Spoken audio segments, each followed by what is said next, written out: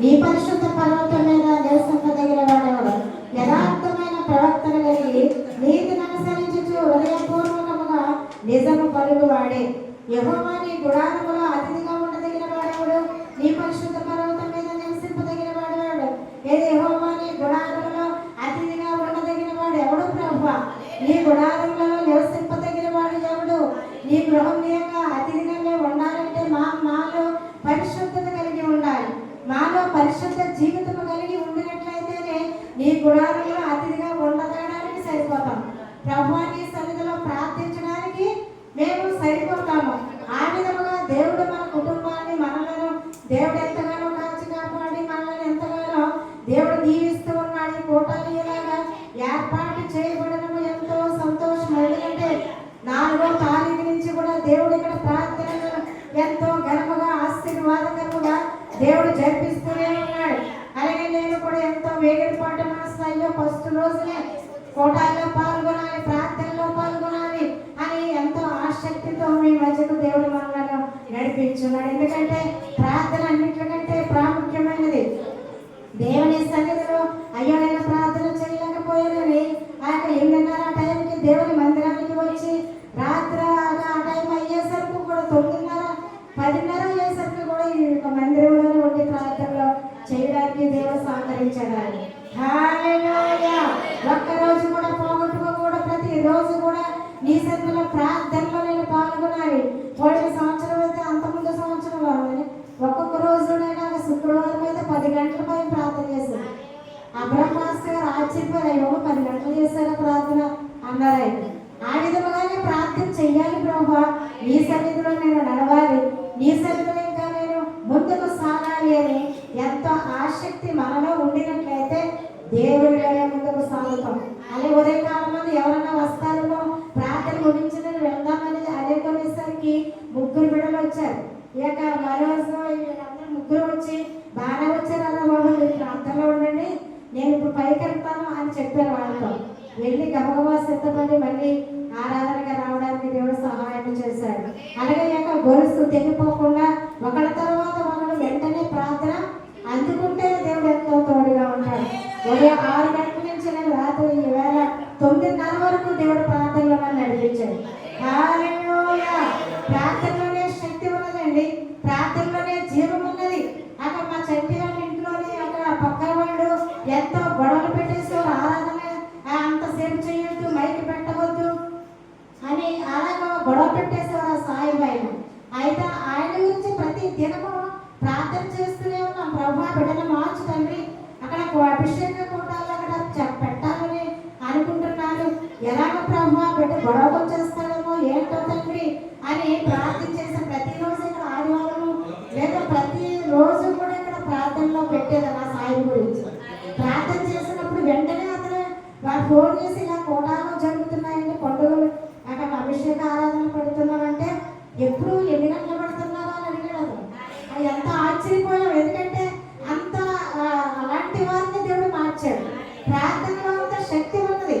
అక్కడ ఆయన కొంచెం సౌండ్ నిలబడితే చాలు అనేక మంది జనాన్ని వేసుకొని ఆ చర్చి దగ్గరికి వచ్చేసి గొడవ పెట్టేసేవాడు. అతను పక్క బిల్డింగ్ గొడవ పెట్టేస్తే వీళ్ళు అల్లిపోయేవారు, ఏంటి ఇలా చేస్తున్నాడండి, ఆదివారం ఎన్నో ఆరాధనలు జరుగుతూ ఉంటాయి, మన మీదకే వస్తున్నాడంటే ఎంతో అల్లిపోయారు. ఆ విధంగా కాకుండా దేవుడు ఏం చేశాడంటే అతని మనసులో మార్చాడు, ఆ సాయి మనసును మార్చాడు ఆయన.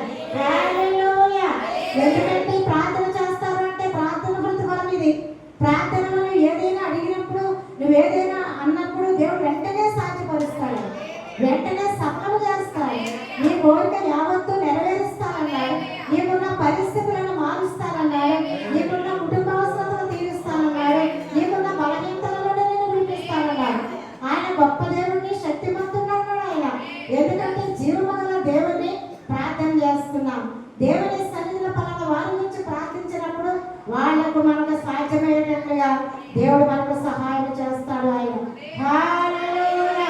ఆ విధముగా ఎన్నడూ కూడా దేవుడి మనము అక్కడ మర్చిపోయేవారు కాకుండా దేవుని మనము అనుదినము అనుక్షణము కూడా దేవునితో మనం మాట్లాడుకున్నప్పుడే దేవుడు నీకు తోడుగా ఉంటాడు ఆయన.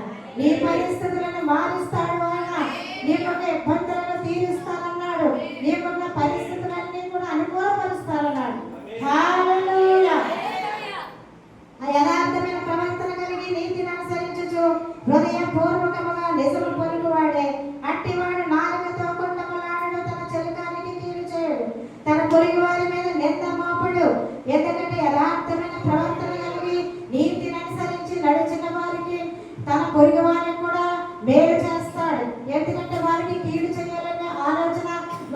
ఉండదు.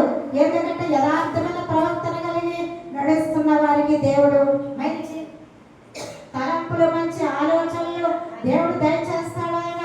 అదే విధముగా గాయత్రి ఫోన్ చేసి ప్రార్థన చేయండి మా గురించి అని ప్రార్థన చేసినప్పుడు వెంటనే ప్రార్థన చేస్తాము. నేను మా చంటి కూడా ఇద్దరు ఇక్కడ దైవజనులు ప్రార్థన చేశారు.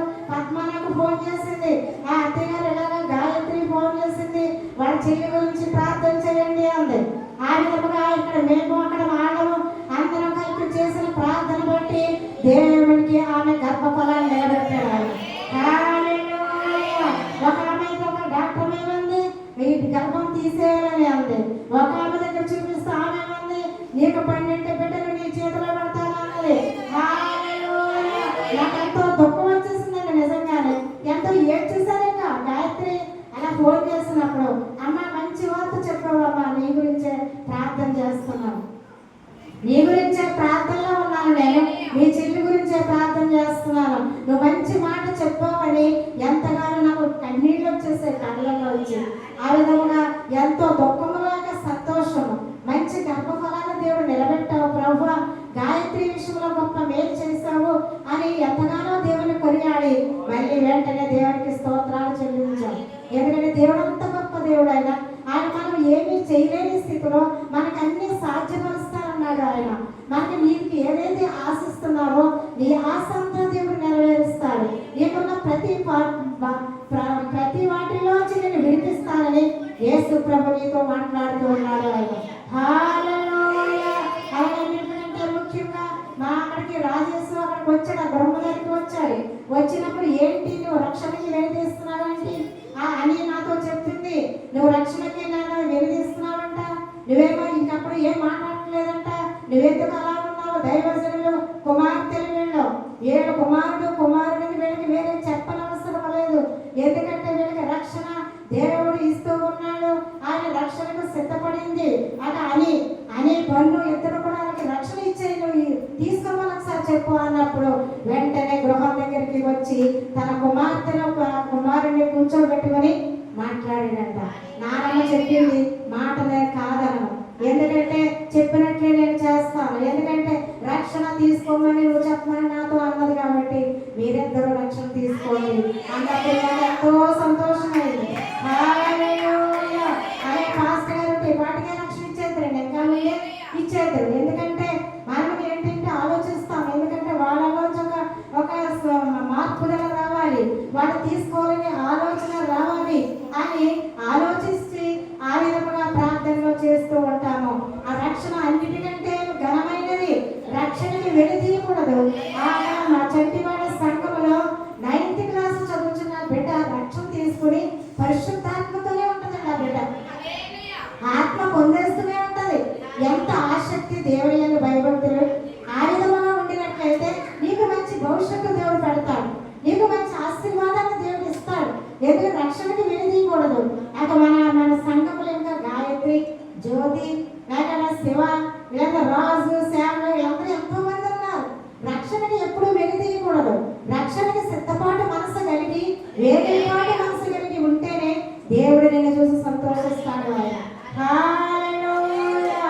ఎన్ని మార్లు చెప్పాలి దేవుడు అంటున్నాడు. ఆయన దైవ జనులతో నీతో మాట్లాడుతూ ఉంటాడు. ఆయన దైవ జనులతో నీతో మాట్లాడతాడు. ఆయన దైవ జనులు చెప్పిన ప్రకారంగా చేసినట్లయితే నీ గృహాన్ని దేవుడు దీవిస్తాడు, నీ గృహాన్ని బహుగా ఫలింప చేస్తానని యేసు ప్రభు తెలియపరుస్తూ ఉన్నాడు. అయ్యో నా భవిష్యత్తు ఎలాగండి, అక్కడ అన్ని వివాహాలు వస్తాయేమో, అది వస్తుందేమో, ఇది వస్తుందేమో అనుకుంటాము. ఏదైనా పర్వాలేదు, ముందు రక్షణకి సిద్ధపడాలి. దేవుడు నీకు ప్రతిదీ కూడా సరళం చేస్తాడు. ఆయన ప్రతిదీ కూడా ఆయన సహాయం చేయడానికి సిద్ధముగా ఉన్నాడంటున్నాడు. ఆయన నీకు తోడుగా ఉంటానంటున్నాడు. ఆయన గొప్ప దేవుడిని అంటున్నాడు. ఆయన పోయిన ఆదివారం ఇక్కడికి వచ్చేద్దామని అనుకున్నానండి. అనుకునేటప్పటికి ఈ లోపల జ్యోతి బాత్రూంలో పడిపోయింది. అక్కడ బాత్రూంలో పడిపోయినప్పుడు చేతికి దెబ్బ తగిలి అక్కడ అంత రక్తంతో ఉన్నప్పుడు నాకు వదిలిపెట్టి ఎలా వస్తావు, చెయ్యి చాలా బలహీనముగా ఉన్నదని. అలాగనే దేవుడు చెప్తామండి, ఎక్కడ వరకు ఉండాలన్నా ఉండలే. ఇక్కడికి వచ్చేద్దామని అనుకునేసరికి ఇలా జరిగింది. ఆ విధంగా ఆ దెబ్బ అయితే చిన్నదే కానీ నొప్పి అయితే ఎక్కువగా ఉంటుంది. తుమ్ముకు తగ్గింది కాబట్టి బ్లడ్ వచ్చింది కాబట్టి ఎంతో బలహీనంగా ఉండి లేవలేని పరిస్థితులు, అభిషేక ప్రాంతాల్లో ఎంతగానో అందులో వాడబడిన ఆ దైవజనానికి ఎంతో బలహీనత తర్వాత వస్తుందండి, నీరసం వస్తుంది. ఆ విధంగా ఉండినప్పుడు ఉండడానికి నేను అలాగా ఉండిపోయి ఉన్నాను. ఎందుకంటే అక్కడ ఉండడానికి కూడా దేవుడు అనుమతించాలి. నువ్వు ఇక్కడ ఎన్నాళ్ళు ఉండాలో మనం ఉండలేమండి. ఆ కూతురిలోనే కావచ్చు, కొడుకులైనా కావచ్చు, ఎవరిలోనే కావచ్చు, మనం ఎక్కడ ఎన్నాళ్ళు ఉండాలో అంత దేవుడి యొక్క ఏర్పాటు, దేవుడి చిత్తము.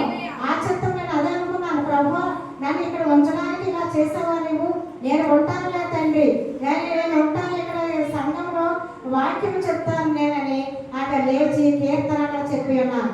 ఆ విధంగానే నేను ఎక్కడున్నా కూడా దేవుడిలోనే ప్రార్థనలోనే ముందుకు సాగుతూ ఉంటాను. ఎందుకంటే దేవుడు మన మధ్యన ఉండి మనల్ని నడిపిస్తాడు, మనల్ని కుదిరిగా ఉంచడు ఆయన. మనం ఏది చెప్పకుండా ప్రార్థన చేయకుండా దేవుని మందిరములలో మనం ఉండలేము. దేవుని కలిగి జీవించిన వాళ్ళకి దేవుడు ఏదో మాట చెప్పాలి, ఏదో ప్రార్థన చేయాలి, సంఘంలో నేను వాడబడాలి. ఆ విధముగానే ఉంటూ ఉంటాము. అలాగే వరుణ కుమారి కూడా మంచి వాక్యముతో అభిషేక పండుగలో మంచి వాక్యము అక్కడ ప్రకటించినప్పుడు అక్కడ విశ్వాసులందరూ కూడా ఎంతో సంతోషించారు. చక్కటి వర్తమానాన్ని అక్కడ మీ పాస్టర్తో మీ అన్నయ్య చెప్పారండి అన్నారు వాళ్ళు. ఆ విధముగానే దైవజనులు ఎక్కడికి వెళ్ళినా కూడా వాడబడుతూ ఉంటారు. ఆ విధముగా దేవుని సన్నిధిలో ప్రార్థనలో అక్కడ ముందుకు సాగుతూ ఉంటారు. ఎందుకంటే దేవుడిలో మనం నడిచినప్పుడు దేవుడిలో వాడబడాలని, దేవుడిలో మనం తిరగాలని, దేవునితో ఆనందించాలని ఉంటది, దేవుడిలో ఉండాలని ఉంటది. ఆ విధంగా ఉండినప్పుడు దేవుడు మనల్ని చూసి ఎంతగానో సంతోషిస్తాడు ఆయన. అక్కడ పువ్వులు డెకరేషన్ అవన్నీ చేశారు కదా, అవన్నీ చూసినప్పుడు నాకు ఎంతో భయం వచ్చింది. ఎందుకంటే పాస్టర్ గారు అక్కడ ఓపెనింగ్ రోజునే పువ్వుల డెకరేషన్ అక్కడ చేశారు. నాకు అది గుర్తొచ్చేసింది. వచ్చేసి అక్కడ వాక్యం కూడా నేను చెప్పలేను అన్నా, కీర్తన చెప్పలేను, నాకు చెప్పమని నేను అనొద్దు, ఎందుకంటే ఆ డెకరేషన్ అంతా కూడా ఆయన ఉన్నప్పుడు చేశారు మీరు అనేసి నాకు ఎంతో దుఃఖం వచ్చేసి నేను అలా కూర్చున్నాను.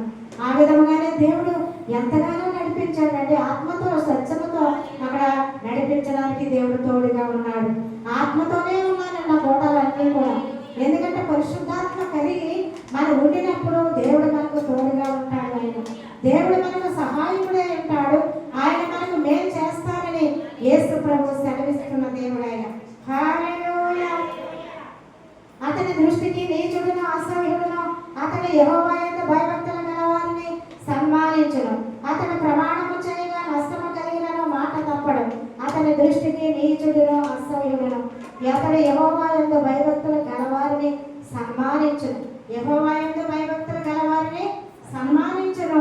దేవుని సన్నిధిలో ఏ విధముగా మనం నడుస్తూ ఉన్నాము. దేవునిలో ఈ లోకంలో అనేక మంది నీచులు అసహ్యులు ఉన్నా కూడా దేవుని నమ్ముకున్న బిడ్డలను గౌరవిస్తారు. వాళ్ళందరూ కూడా ప్రభువు నమ్ముకున్నారు కదా, వీళ్ళని ఏమీ అనకూడదు అని అలాగనే అనుకుంటూ ఉంటారు ఆయన. ఎందుకంటే జాస్వా గారిని చూసినప్పుడు నా తండ్రిని చూసినట్లుగా ఉన్నది అని అంటూ ఉంటుంది మా చంటి, మా పిల్లలందరూ కూడా అలా అంటూ ఉంటారు. ఎందుకంటే దైవజనుని కళ ఉండడానికి దేవుడు ఎంతగానో సిద్ధపరిచిన దేవుడు ఆయన. ఎందుకంటే దైవజనుని అక్కడ నిలబడినప్పుడు దేవుడి యొక్క ఆశీర్వాదం అక్కడ ఉంటూ ఉంటుంది. దేవుడు దీవెనగా ఉంటాడు ఆయన, దేవుడు ఆశీర్వాదకరంగా ఉంటాడు ఆయన. దేవుడితో మనం నడిచినప్పుడే దేవుడు మనకు తోడుగా ఉంటానని యేసు ప్రభు సెలవిచ్చిన దేవుడు ఆయన. తన ద్రవ్యమును వడ్డీ తీయడు, నిరాపరాధిని చెరుపుడికి లంచము పుచ్చుకొనడు. ఈ ప్రకారము చేయవాడు ఎన్నడను కదర్చబడడు. ద్రవ్యమును వడ్డీ తీయడట, నిరాపరాధిని లంచం పుచ్చుకొనట.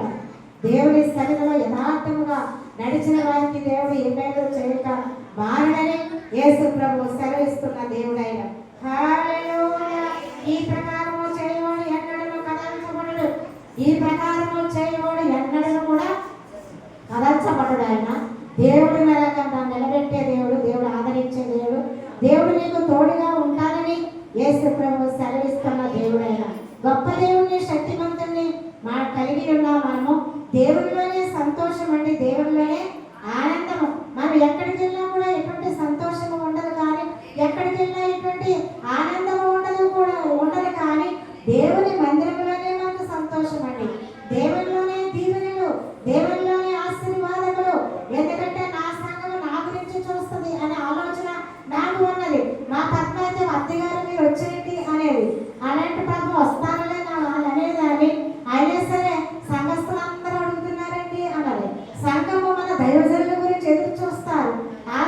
ధైర్యంగా ఉంటారు. ఎందుకంటే దేవుడు అంటే ఎంతో ప్రేమ కలిగిన వారు, దైవజనుడు అంటే ఎంతో ప్రేమ కలిగి ఉంటారు. ఆ విధముగానే దేవుడు ఎన్నడూ కూడా ఎవరిని కూడా విడిచిపెట్టను అన్నాడు. ఆయన త్వరగా చేస్తానన్నాడు. నాకు రక్షణకి వెలుదీయకుండా వేగిరపాటు మనస్సుతో అక్కడికి వచ్చినట్లయితే దేవుడు రక్షణ ఇస్తాడు. రక్షణ ఆయన ఈ లోకంలో అనేకమైనవి జరుగుతూ ఉన్నవి, ఈ లోకంలో అనేకమైనవి జరుగుతూ ఉన్నవి. లోకమంతా కూడా మారిపోయింది. ఎందుకంటే ప్రేమ లేని కుటుంబాల్లో, ఐక్యత లేని కుటుంబాల్లో ఆ యొక్క దేశాలు మన ఈ సైడ్ అయితే ప్రేమ ఉంది, కానీ ఆ సైడ్ హైదరాబాద్ సైడ్, అలాగా బెంగళూరు సైడ్, ఆ సైడ్ అయితే ఎంతో క్రూరంగా ఉంటున్నారు. ఆ మనుషులని మార్చమని మనం ప్రార్థన చేసినప్పుడు దేవుడు అందరినీ మారుస్తాడు. ఆయన ప్రతి వారిని మార్చడానికి నేను ఉన్నానంటున్నాడు. ఆయన నిజమైన దేవుడిని, మాట్లాడే దేవుడిని కదా అంటున్నాడు. ఆయన నిజమైన దేవుడి సన్నిధికి మనం వచ్చాం. దేవుడు మనకు తోడుగా ఉంటాడని, మన కుటుంబాలు మారుస్తాడని, మన బిడ్డలకు మంచి భవిష్యత్తుని ఇస్తాడని, మనకు మంచి ఆశీర్వాదాలు ఇస్తాడని దేవుని సన్నిధికి మనం వచ్చి ఉన్నాం. యథార్థముగా నడిచిన వారికి దేవుడు ఏమేమో చేయక మారనని యేసు ప్రభు సెలవిస్తూ ఉన్నాడు. ఆయన యథార్థముగా నడవాలి. దేవుని సన్నిధిలో కుటుంబాన్ని రాకుండా ఆఫ్ చేయకూడదు. పరలోక రాజ్యంలో నువ్వు ఏం చెప్తావు? నా కుటుంబానికి నేనే అడ్డుపడనంటావా? నా కుటుంబానికి నేను రాకుండా కావలిగా ఉన్నాను, నా గృహంలో ఉన్నానని దేవునితో చెప్పుకుంటావా?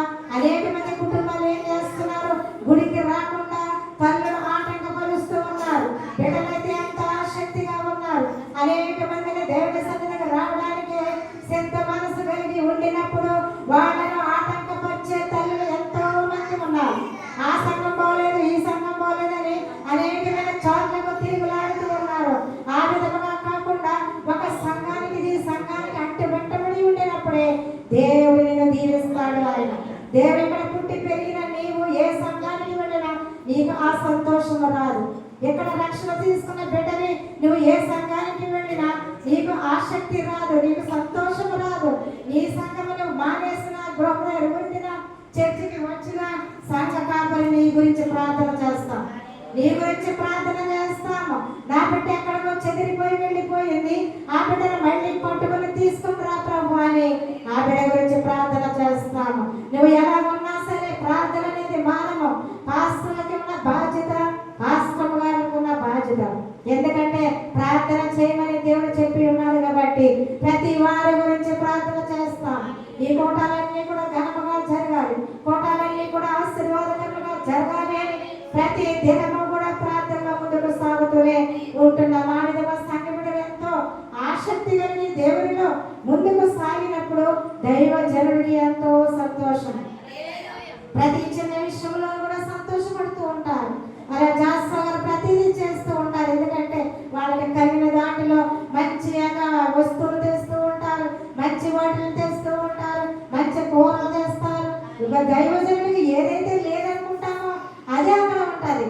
మా చట్టి సంఘంలో ఒక ఆమె ఉంటుంది. వీళ్ళు అనుకుంటారు పలానా వస్తువు అయిపోయింది గృహంలో, వాళ్ళకి ఏమన్నా లోటా అంటే లోటేం కాదు కదా, అయిపోయింది అనుకుంటారు.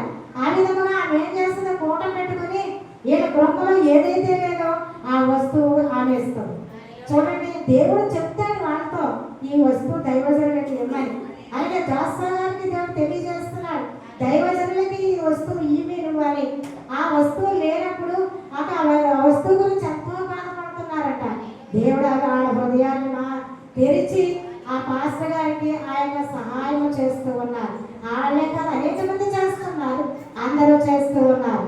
దేవుని సందులో ఏ విధంగా ఎడతెగక ప్రార్థించిన వారికి దేవుడు ఏ మేలు చేయక మానని యేసు ప్రభు సెలవించిన దేవుడు ఆయన.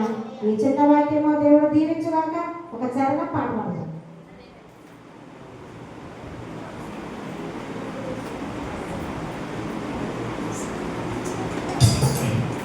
నీ చేతితో